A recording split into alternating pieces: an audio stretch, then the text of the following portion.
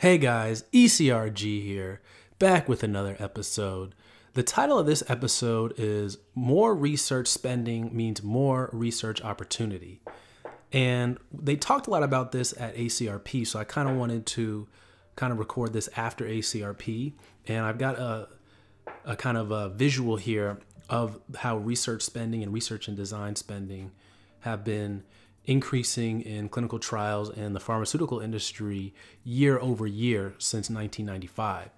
But before we get into that, I'm kind of feeling a little like Kanye West right now because I went to the dentist earlier today and, he was spitting that verse through the wire, through pain and stuff. So I kind of feel like that. So apologies for my voice in advance. But a lot of people, and what really made me want to make this video is a lot of people have been emailing me lately about having a hard time breaking into the clinical research industry. And I want to kind of make this video because even though you're having a hard time getting in the industry, it is a very, very good industry to be a part of. As you can see, the research and design, the R&D spending has been increasing year over year. So more money in there means more opportunities for you to get involved in clinical research. And that means better career trajectory in research also. And really, the reason for your difficulty getting into the industry could be a number of things. Could be your resume is not up to par. It's not very well communicating your experience and what you can bring to the table. So we've got a resume review program to help you there. It could be if you're making it past the first level and you're getting interviews, it could be your interviewing is not up to par and you need some help there. So once again, eliteclinicalgroup@gmail.com if you're interested in any of those, if you want help with your resume or you want help with interviewing. We've helped a number of clients with that, and almost every single client I've worked with, I think every single client I've worked with has gotten a job after we've done some interview preparation, or they have gotten to the interview phase after we've done a resume review. So I know what I'm talking about, and you can ask. I'm sure some people listening to this episode will comment down below who have worked with me in before, or you can look at the resume review testimonials video, or you can even email me for some testimonials from other clients I've worked with in the past. So just want to get that out there. But at ACRP, they talked about, and you can see in the picture I have if you're watching on YouTube, that R&D spending has been increasing pretty much since 1995. So in 1995, they have global spending at $33 billion. And then in 2000, 5 years later, it's $54 billion. Then 2005 is $94 billion. So in a 10-year span, it went up threefold. Then 2010, $127 billion.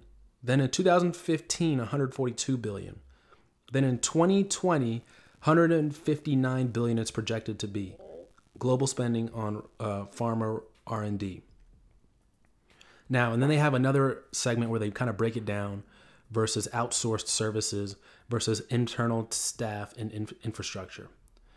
So in 2000, the bulk of that $54 billion, $38 billion was spent on internal staff and infrastructure, whereas $16 billion was spent on outsourced services. So the vast majority was spent on internal staff. About twice as much. And then in 2005, you've got, of the total $94 billion spent, you have $60 billion spent on internal staff and infrastructure, and then outsourced services is $33 billion. So you've got about half of that. So they got, $60 billion spent on internal staff, and then half of that, $33 billion spent on outsourced services. So you can kind of see where this is going.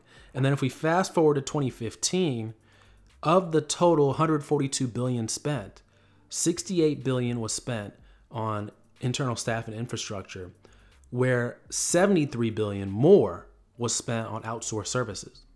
And then what they're projecting for 2020 is $65 billion, so even less, on internal staff and infrastructure, and $93 billion spent on outsourced services. So you can kind of see where this graph is taking us, that more and more of the money spent on R&D is going to be spent on outsourced services. And that's good for people that like the idea of working for a CRO or a vendor of a pharmaceutical company, or, a small CRO, a biotech, or something like that. Someone that works with pharmaceutical companies to get their drugs onto the market.